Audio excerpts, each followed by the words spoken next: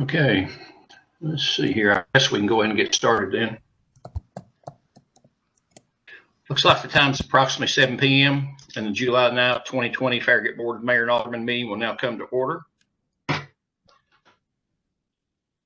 Okay, tonight we'll be operating on Governor Lee's executive orders number 163451, with 51 being the recent due to the COVID-19 pandemic. Executive order 16 concerning electronic meetings has been extended by executive order 34, which has now been extended by executive order 51, which will be enforced through August 29th, 2020, which at that time it will expire. In accordance with the executive order, live access to the virtual meeting is made available through Charter Channel 193 or TDS Channel 3. During this period of time, all citizen agenda or forum comments or questions, along with their name and their address, should be emailed to comments@townoffarragut.org and should have been received by 12 p.m. that day in order to be included in the record of the meeting. All the Farragut Board, Mayor, and Alderman and Planning Commission's meetings will be public notice per Tennessee state law, and they will also be recorded and can be reviewed later date on Town of Farragut YouTube channel. Pursuant to the governor's executive order, all votes taken tonight will be by roll call, and I'll now ask the town recorder to take attendance roll call for a quorum. Alderman Burnett. Alderman Burnett here. Alderman Meyer. Alderman Meyer here. Alderman Povlin. Alderman Povlin here. And Mayor Williams. Mayor Williams here. And do we have a press or a shopper on the line as well? Yes, sir. We have Michelle Hollenhead and Margie Hagan with us. Okay, thank you. Any others? I No. believe a couple for the actual meeting. Okay. Be Mr. Williams. Okay. Okay. Approval agenda. Looks like we do have a amended agenda tonight, so I'll ask for a motion to approve the amended agenda for the July 9th, 2020 meeting. I'll make a motion. The amended agenda also includes delaying the first reading for the ordinance for the rezoning. That is postponed. Yes, ma'am. We have two items that we actually need to we need to add business item V, and then that's D, which would be approval of bid for one new 2020 two-wheel drive half-ton pickup truck. That's an addition to the agenda. And then we would ask you to delete ordinances, under ordinances, VIA, first reading of ordinance 20-10 till the next meeting of the Board of Mayor and Alderman. All right, I'm going to move to approve the agenda, adding item V, D, and deleting item VIA. Second. Okay, we have a second by Alderman Burnett. So with a motion made and a second, I'll ask the town recorder to go ahead and take a roll call vote, please. Alderman Burnett. Alderman Burnett, yes. Alderman Meyer. Alderman Meyer, yes. Alderman Povlin. Alderman Povlin, yes. Mayor Williams. Mayor Williams, yes. Let the record show that the July 9th, 2020 amended agenda has been approved. And tonight we'll be working with 4 votes. There will be with Alderman Pinchuk out tonight. Okay, we'll go to approval minutes, and looks like we've got amended minutes as well. So we'll need a motion to approve the amended minutes. Move to approve the amended minutes. Second. Okay, second by Alderman Burnett. I will now ask for a roll call vote, please. Alderman Meyer. I abstained because I was absent. All right. Alderman Povlin. Alderman Povlin, yes. Alderman Burnett. Alderman Burnett, yes. Mayor Williams. Mayor Williams, yes. June 25th. Amended minutes have been approved and will be recorded as official minutes of that meeting. Okay, next will be the mayor's report. And I want to start out by thanking all of our staff for the ongoing preparation it took operate our town during some very trying times. Again, I urge everyone to stay with the physical distancing and a face mask when you're around each other. It's now a mandate in our county that we all need to continue to take seriously. We've seen a quadruple in cases, and we've seen a double in deaths, and it's probably time that everybody pays attention to this. It's very serious. I'll now yield the floor to the Vice Mayor Pollen for her report. I have nothing for tonight. Thank you. Okay, thank you. Any other aldermen have anything to report? Nothing here. Just quickly, Alderman Meyer, I just want to thank the mayor, Mayor Williams, for being an extraordinary example of a political figure who is not politicizing COVID-19 and walks the walk. He talks the talk. He wears the mask, and quietly is a really good example for all residents to follow in the town of Farragut. So I just want to thank you, Mayor Williams, for being such an outstanding example and a great leader for us at this time. Okay, thank you, Alderman Meyer. I appreciate that. I think we've all, around our town hall, we've all been very conscious about the mask, and it kind of shows. Okay, next will be approval of some business items, and looks like we have 4 on there. And we'll start out with approval of request for a variance from the distance between driveways requirements for arterial streets provided for in the driveways and other accessways ordinance in relation to a conceptual site plan for 13036 and 13038 Kingston Pike. It's 2 acres. It's zone C1, and MBH Inc. is the applicant.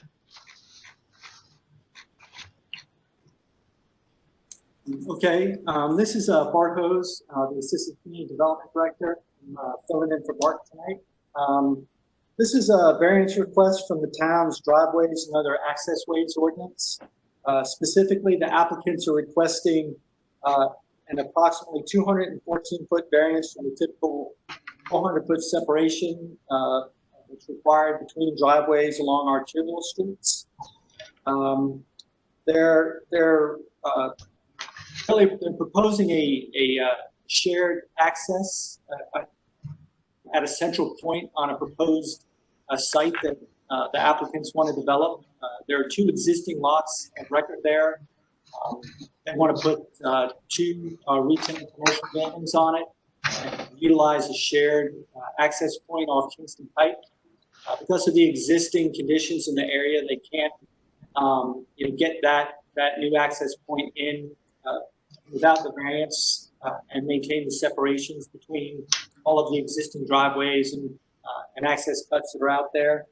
The site would be located just to the east of the Dixie Lou Liquor and Wine and just north of the Icearium, if you're familiar with the area.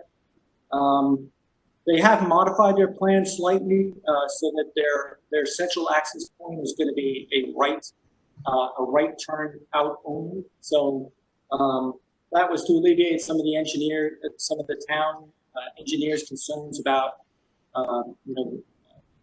turning movement conflicts in the center turn lane there on Kingston Pike. So the town engineer feels like the right out turn is preferable to a right in, right out in all directions. They are also trying to align that driveway with a flag lot that the same owners own on the other side of Kingston Pike, and you can see it there, sort of at the top of the illustration. There's 2 sort of parallel dotted lines almost right across from the proposed driveway cut that they're looking at doing. And so hopefully in the future they would be able to align another access into development on that side of the road with this ingress and egress point to these properties. The Planning Commission reviewed this item at their June 18th meeting and recommended approval of the variance. If you have any questions, I'd be more than happy to answer. I'm going to move to approve the variance. Sorry, Alderman Scott. Meyer, second. Okay, looks like we have a motion and a second, and we'll now have some discussion. And we'll start out This with. is Noah Meyer. No, Okay. the applicant's on the phone. This is Noah Myers on behalf of the MBH Incorporated, 12748 Kingston Pike, Farragut, Tennessee, and I'm happy to answer any questions that you have. Bart did a pretty good job of explaining it. This particular access would have 3 of the 4 movements allowed, so it would be a right in, a right out, and a left in. The movement that would be restricted would be a left out.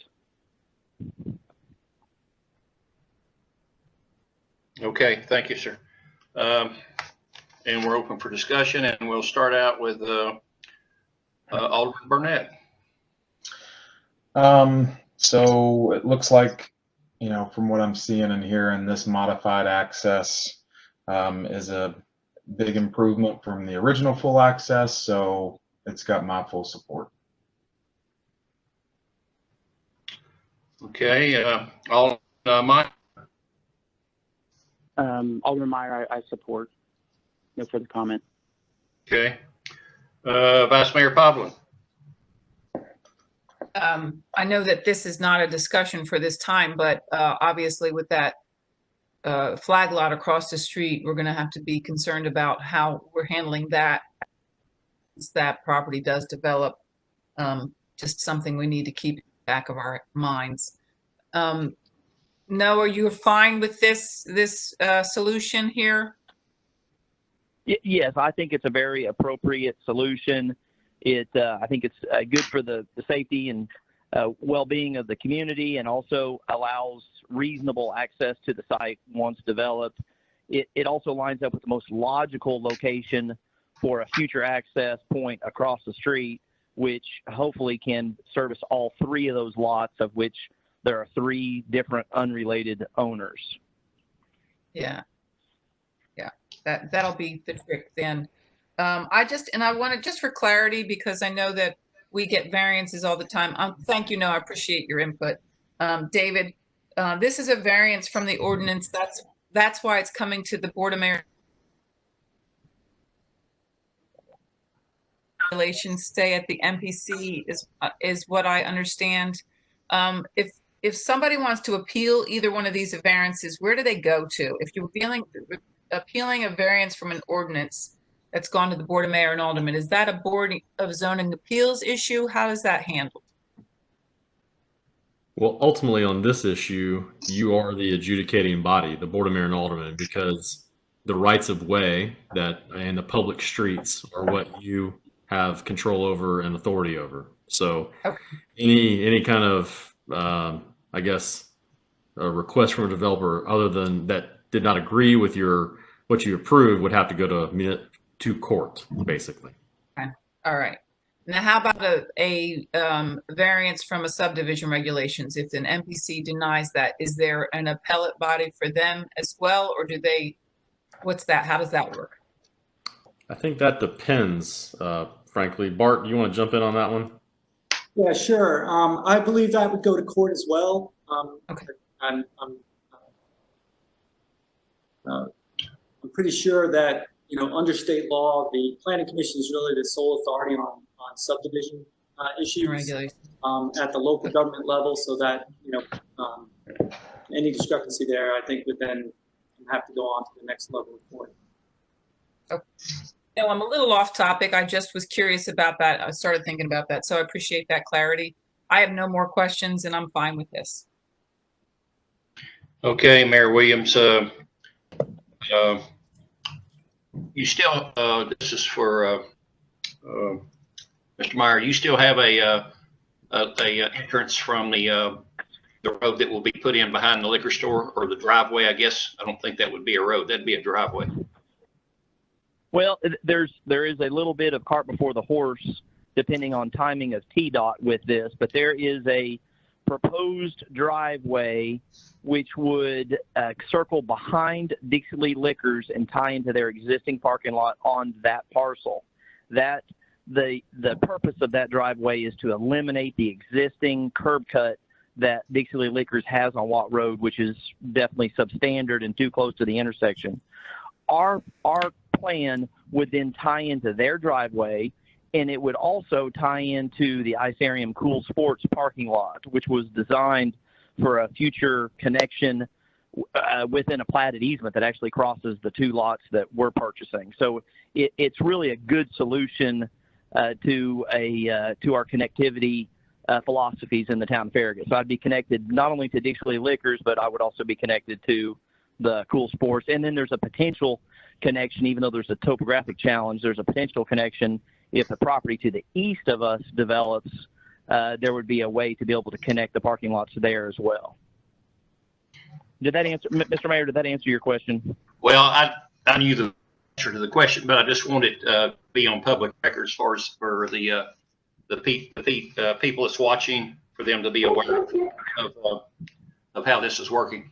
One other question, in the flag lot across the street, do you folks own that as well? We do own a couple of parcels across the street. I think we have 4 parcels over there. The parcel that we have with frontage is actually the parcel that has the panhandle on it. The other 2 parcels with a lot of frontage, we do not own, nor do we control. But that seems to be the best logical location for everybody concerned, and we're delighted to work with those landowners, either if we develop or they develop, to be able to plat whatever easements are necessary to be able to have a shared access that helps meet our separation requirements. Okay, so the flag belongs to you folks? Yes, sir, it does. Okay. Sometimes I'll ask questions I know the answer to, but I just like to get it out for the public to hear, so that there's no yes.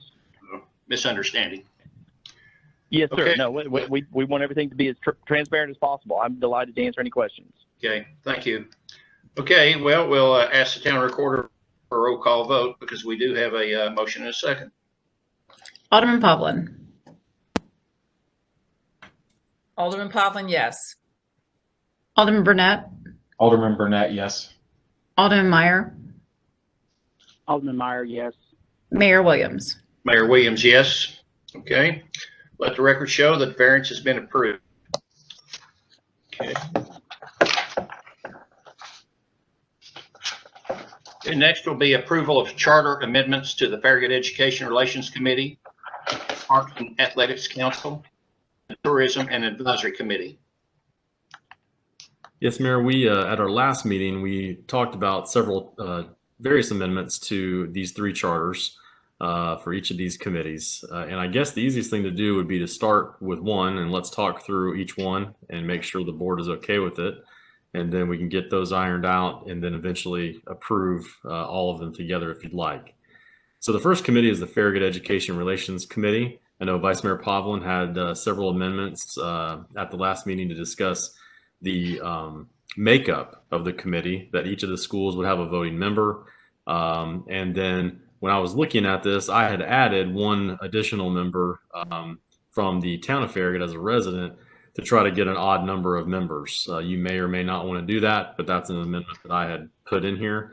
And it's certainly something that you probably should discuss. But that's the only changes that we made, or that I made, from the last meeting that you had on this.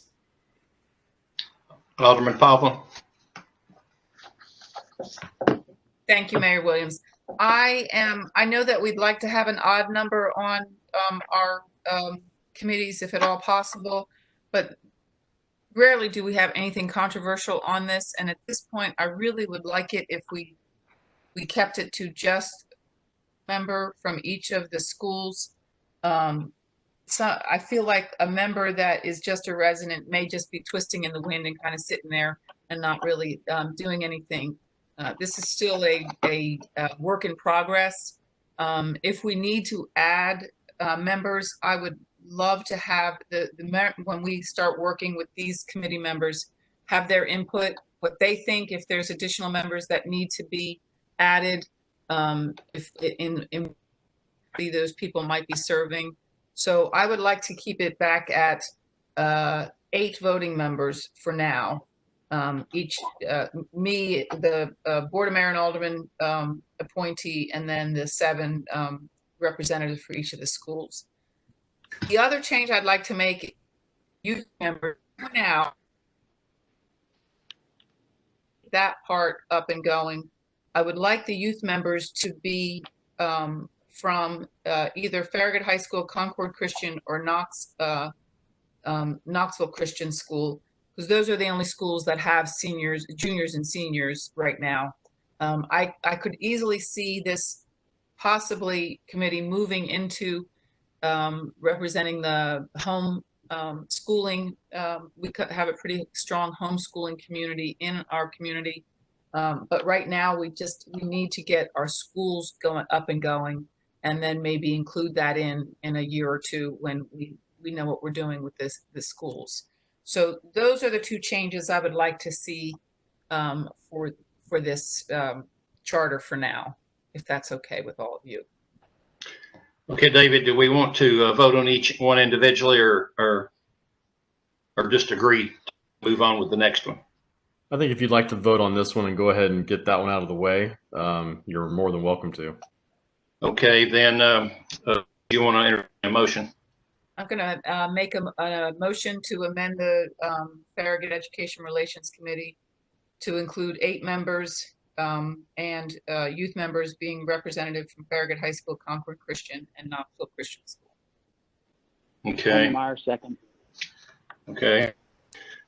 Need town recorder then to do we have, I've not asked and I should have, but do we have any citizen comment on any of our items tonight?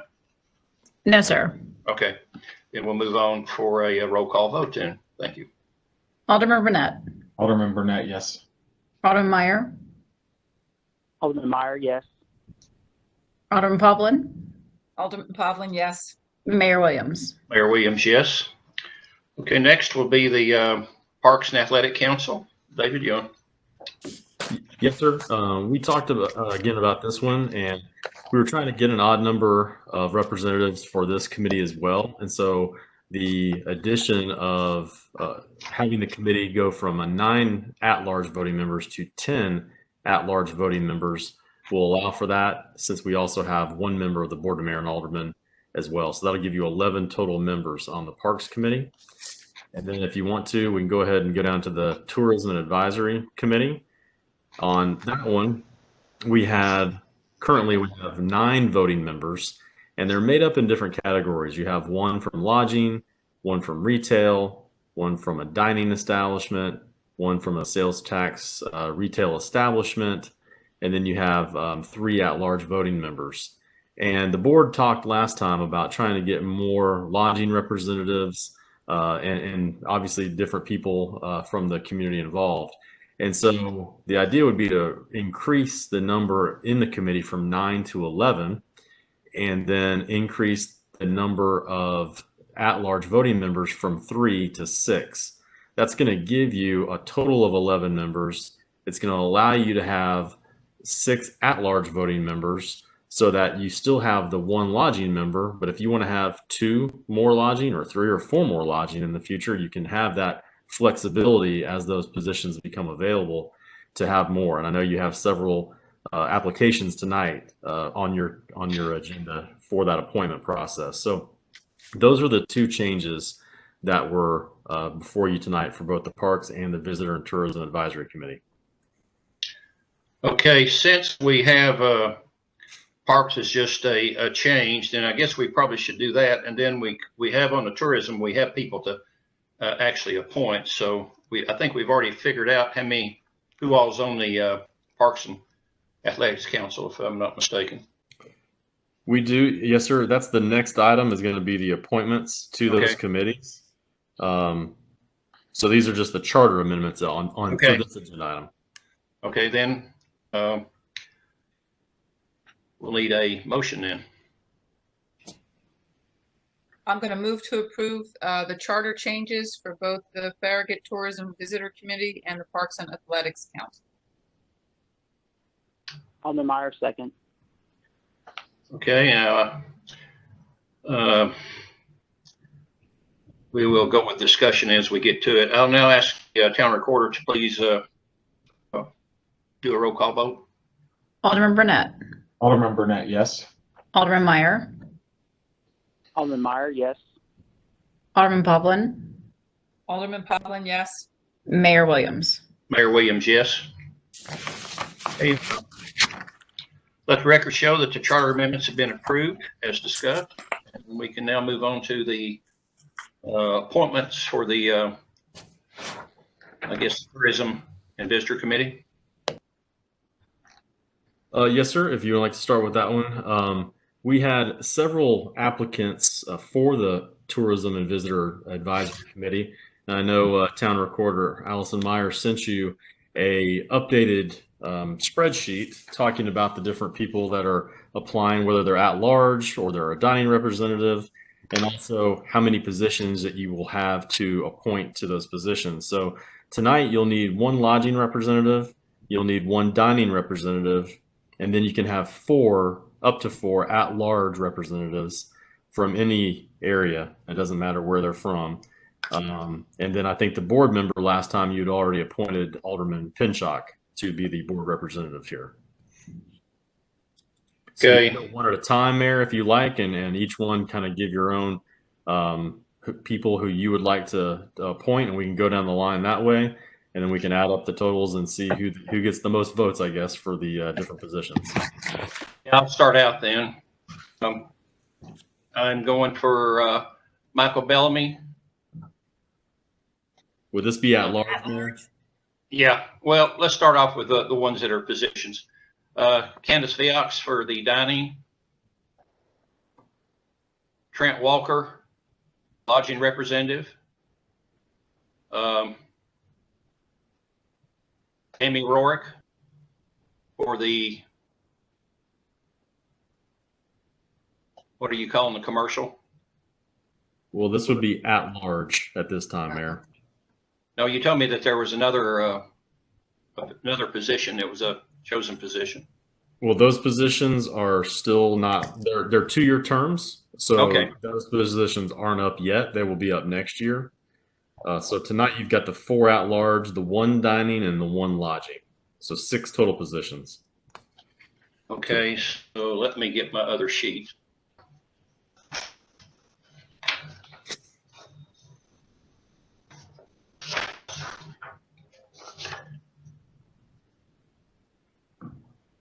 Well, the 2 that were to be would be Candace Viox and then Trent Walker for the lodging representative. Large. Michael Bellamy. Alex Budka. Amit Patel. And Charlotte Wilson. Am I? Those are 6. Yep, those are 6 positions. David, you can put me down as a ditto. Those were my choices too. Okay. Alderman Meyer, those are my choices too. So Alderman Burnett. This is going to sound crazy, but those are my choices too. Wow. Okay, well, I'm going to ask a really quick question because all of y'all have said those are your choices, but I count 7. So I have Viox as the dining, Walker as lodging, Rourke as an at-large, Bellamy at large, Alex at large, Amit at large, and Charlotte Jensen at large. Rourke is out. Rourke is Yeah, all right. Yeah, Charlotte Jensen, not Rourke. Okay, so not I'm sorry. Rourke. I misspoke. Okay, so I have Viox, Walker, Bellamy, Alex, Amit, and Charlotte. Yes. Okay. All right, so Mayor, those would all be for 2-year terms. And then on the Parks and Athletics Council, these are also 2-year terms for that committee. And basically you have, there's 4 positions that need to be for 2-year terms, and then 1 position that needs to be a 1-year appointment. And it's to make up for the 1 year of someone that left early. So you'll need to designate who the 4 positions are that you want for 2-year terms, and then the 1 that you want for the 1-year term. And you have 5 applicants, so it's just a matter of determining those 2-year versus 1-year appointments. Okay, Alderman Burnett, I think you're the designated board member. So you want to start off? Can I ask a question first to get clarity? For the 1-year term, is that person filling somebody else's term? Yes. Okay, that's all I needed to know. So it would have to be well, no, wouldn't it? Yes, it could be any. Anyway, Alderman Burnett? Yeah, David, maybe you can help me a little bit. This new packet that you sent out does not have Derek Wright and Brittany Moore on there. That's a different committee. This is just for Parks and Athletics Council. Yeah. And so you'd have Debbie Pinchak, Jeff Devlin, and Bob Brock. They're the 3 current members that are reapplying. And then Mark Geller and Bill McAdams are new people that have applied for the Parks and Athletics Council. Yeah, I'm sorry, I was looking at the wrong one. So we need to choose one of them for a 1-year term? Correct. And that's just, they're filling in somebody else's term, so they're not losing any ability to serve their own terms. So I would choose one of the new people. Right, either Bill or Mark. Yeah. We'll go with Mark. Mark Geller for the 1-year term? Yeah. Mayor Williams, I agree with that. Sounds good to me. I'm okay with it. Okay. Then we have Debbie Pinchak, Jeff Devlin, Bob Brock, and Bill McAdams for 2-year appointments, and Mark Geller for a 1-year appointment. Okay. So we'll just need to take a vote, Mayor, whenever you're ready. Okay. Looks like we need a roll call vote.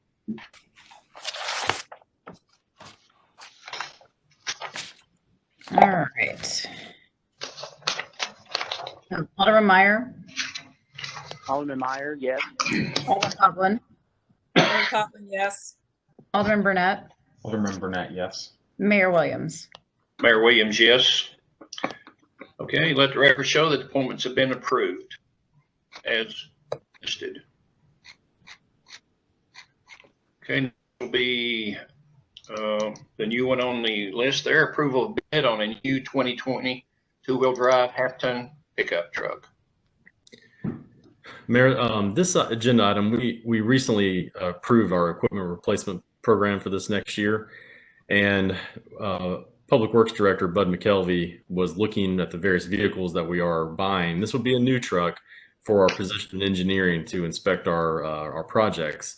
That position is going to be coming online here in the next couple of weeks in the engineering department. And so we need a vehicle for that person. And Bud was able to look out at the current dealerships really across East Tennessee and find 2 vehicles on state contract that we can purchase. One is a Ford Ranger for $25,741. There's also a Chevy Colorado for $26,025.30. All of their bid packages are attached to your packet here. We needed to add this to the agenda because both are on the lot and they're not going to be available very long. So we needed to go ahead and try to procure one of these 2 vehicles. We would prefer the Chevy Colorado because it's got 4 full doors to be able to get in and out. It's a little more versatile than the Ford Ranger. But if that one's already been sold, then we want to be able to go buy the Ranger if possible. So the motion for you tonight is to basically approve one of the 2 vehicles for purchase up to a not to exceed amount of $26,025.30. Okay, I need a motion, please. Move to approve. Okay, second. Second. Alderman Meyer, second. Okay, discussion. We'll start with Alderman Meyer. Alderman Meyer, pass. Alderman Burnett. And David, that's a $300 difference to get a full 4 doors. Is that right? Yes, sir. roughly $300. Okay, yep, I approve. Sounds like a good deal. Alderman, or Vice Mayor Pavlin? Vice Mayor Pavlin, yes. Okay, I approve as well. So I guess we'll need a roll call vote. Okay, and this is for the 4-door truck. So it's Alderman Pavlin, Alderman Pavlin, yes. Alderman Burnett, Alderman Burnett, yes. Alderman Meyer, Alderman Meyer, yes. Mayor Williams. Mayor Williams, yes, but if it's such that that truck is sold, then we would have to call back on the Ranger. I think the amount is what we're really asking to approve here. That's correct. Okay, thank you. Okay, let the record show the bid has been approved. Thank you. Ordinance has been pulled, so we don't have that tonight, and we'll go straight to the town administrator's report.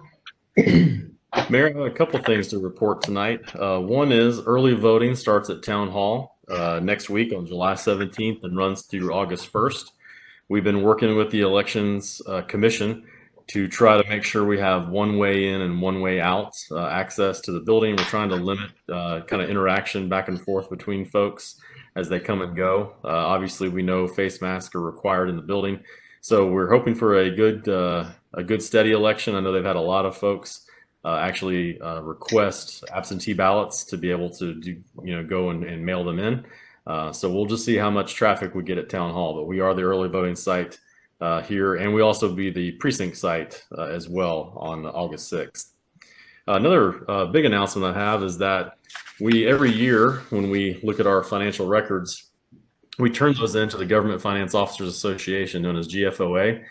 And this year, when we turned in our CAFR, which is our Certified Annual Financial Report, we turned that in for grading. And thankfully, for the 26th year in a row, we received the Certificate of Achievement for Excellence in Financial Reporting, which is the highest form of recognition in the area of governmental accounting and financial reporting. And it's an attainment that represents a significant accomplishment by government and its management.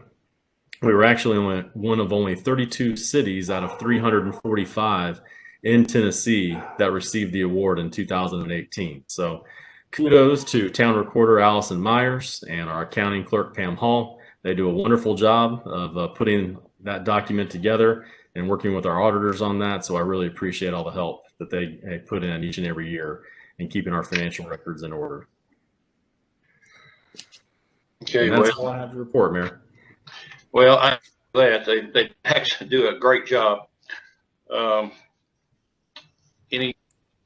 town attorney tonight, and so we can move on for the town recorder to go ahead and read the citizens forum pursuant to the governor's executive order. We ask that all citizen comments be emailed to comments@townoffarragut.org, which must, along with their name and address, be received by 12 p.m. the day of the meeting, included in the record of that night's meeting.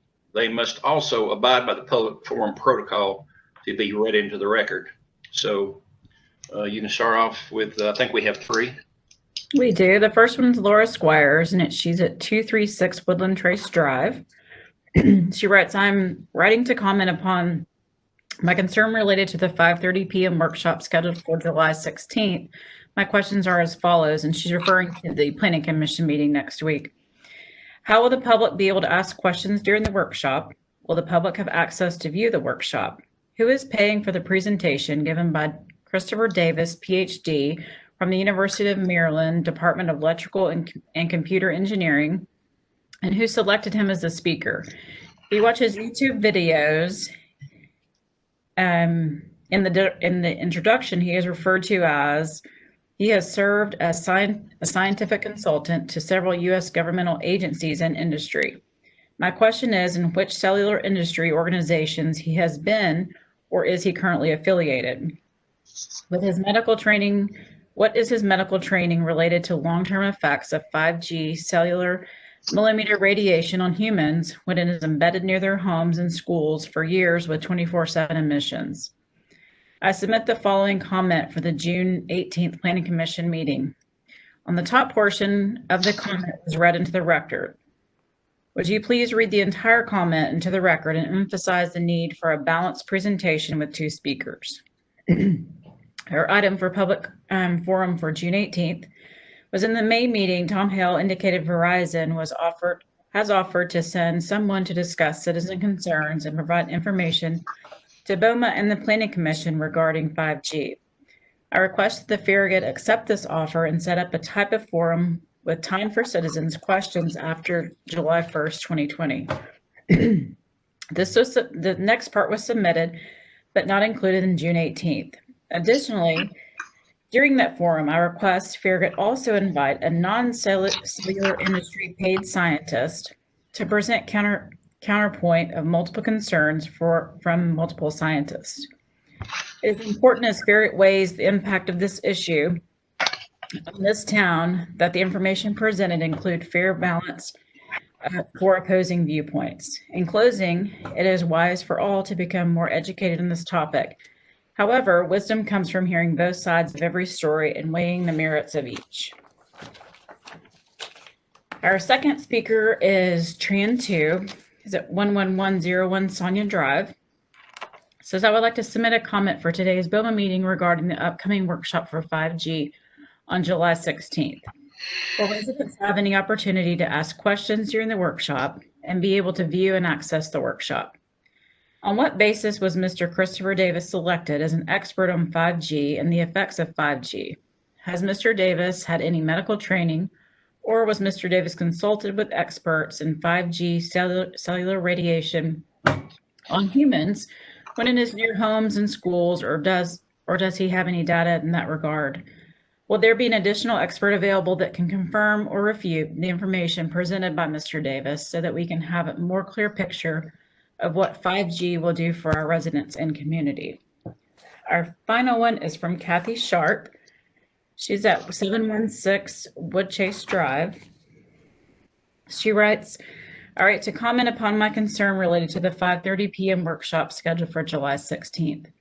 I applaud the recent endeavor to obtain information from experts about the risk of electromagnetic frequency to humans and wildlife. One cannot make decisions without hearing both sides of the discussion. While Christopher Davis has many credentials, publications, and work experience with the measure and equipment design, I do find his direct work with the biological effects somewhat lacking. How can I ask him questions? I would also like to see at least a video conference with a public health type doctor that is experienced in the field of EMF so that we may be well-rounded with our information. I don't mind doing some research on this subject. There is numerous published studies that evaluate the health effects. Some of these references may be found at the following link, and she has attached a link. Environmental Health Trust, EHT, is a nonprofit think tank and policy organization dedicated to identifying and reducing environmental health hazards. EHT provides independent scientific research and advice on controllable environmental hazards to local, state, and national governments. They advise communities of scientific grounds or other health and environmental concerns about the desensitization of 4G small cells and 5G technology. One study published is the radio frequency radiation injures trees around mobile phone base stations, and she lists that site. If the tree shows directional damage to 4G and 5G, why should we trust the wireless industry to tell us it is safe? No published studies come from the industry about their measurements. I sincerely trust the town of Farragut to at least hear both sides before making a decision and making the speakers available for citizens to hear. I also still offer my public service to make baseline measurements prior to full 5G installation so we can at least be the animals in the test tube with data for peer review published study so that we may help other communities make the most informed decisions about their health. And that completes the citizen comments. Okay, David, would you like to address some of the comments, please? Sure, Mayor, I'd be happy to. I think from the last few months, we've had a lot of citizen requests and comments about obviously 5G and the small cell nodes that are coming into our community here shortly. One of the things that we try to do is reach out to the wireless carriers and say who would be people, experts in these areas that could come and basically educate the Planning Commission, the Board of Mayor and Aldermen, and myself and the public on what this stuff does, what it means, what are the rated frequencies. And so they put us in touch with the CTIA, and this is they represent the U.S. wireless communications industry. I believe that their chairman is a former FCC commissioner, but they gave us the discussion with Dr. Davis out of the University of Maryland. I had a chance to speak to Dr. Davis this week, talk to him about basically what he's going to present to the Planning Commission. And I think it's going to be just helpful information for everyone to just get more knowledgeable about what this is. I think certainly if we can try to get others to come and present as well and give their takes on it that may be different than Dr. Davis, we certainly could welcome that. But I think ultimately, as everyone knows, when it comes to the health effects of 5G, the FCC doesn't let us have a lot of say-so in that, but I think it will help you to decide whether you want to co-locate towers, what kind of issues that may have in our community. So those types of questions and concerns certainly can be addressed, I think, by Dr. Davis, and then from others too that we may be able to come talk to our Planning Commission and Board. Today we issued statements and media releases out to the public. They're on our website that you can send comments in ahead of time. They need to be in by Wednesday of next week at 12 noon. And we will take those comments and we will try to get those to Dr. Davis ahead of time. If he can try to address those in his presentation, he's certainly going to try to. And then the planning commissioners and the Board of Mayor and Aldermen that are on, and this will all be virtual, the same WebEx type of communication that we're going to be doing tonight, we'll be doing next week. And we've got about an hour and a half to go through everything. He's got a pretty thorough and lengthy presentation. So we hope to have plenty of times for questions and answers and getting back and finding out as much information as we can from him. But we'll get more information out in the Planning Commission packet as well. So I would encourage people to look at the packet as soon as we're able to get it all put together. And there will be some additional information in there from Dr. Davis as well. Okay. I'm sorry, Mayor Williams, just for clarity, the workshop will be broadcast, correct? Yes, ma'am. We are going to broadcast it on TDS and Charter, both, and then it'll obviously be uploaded to our YouTube channel, usually within a couple of days of the meeting. Okay, and the questions that you mentioned, obviously you mentioned they need to be in by Wednesday, just for that item. The other question, if there's comments on anything else on the agenda and the regular agenda, those aren't due till Thursday at noon, correct? That is correct. Yes, ma'am. Just wanted clarity on that. That's good because that gives Mr. Davis a chance to look at them and be prepared. So I think that's important. Okay, Alderman Burnett, do you have any comment? No comment, Mayor. Thank you. Okay. And Alderman Meyer, do you have any comment? No comment, Mr. Mayor. Thank you. Okay, I have no comment either. So it's approximately 7:49 p.m. and without objection, the July 9th, 2020 Farragut Board of Mayor and Alderman meeting is now adjourned. Thank you, folks. Thank you all. Congratulations, Allison and Pam. Thank you. Good night, everybody.